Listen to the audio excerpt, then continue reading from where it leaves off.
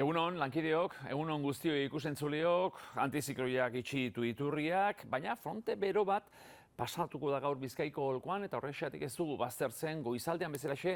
tantaren bat edo beste botatzea Bizkaia Gipuzkoan oso gutxi izango da, baina probabilitatea da ez bada aipatu nahi nuke, ekialdean beste giro badaukagu, gaua oso oskarbia izan da, eta beraz izoz kontuak goi-mendietan temperatura benetan hotza izan da, baita Pirinotako herrietan ere.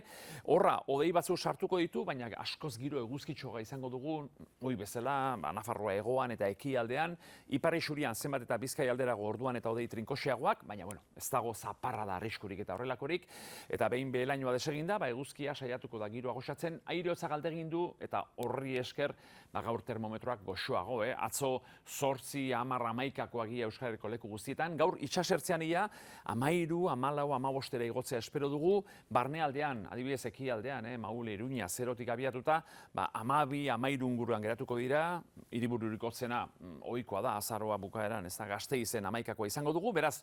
egun polita, baina kostapartean hodei desente, bihar ere, ipar isurian hodei desente izango da, bihar euririk bat ere ez da izango, eta larun batean, goizean, eguerdian, arratsaldean, hego-mendebaldeko haizea, baina aldaizea izango da, fronte badator larun bat iluntzerako,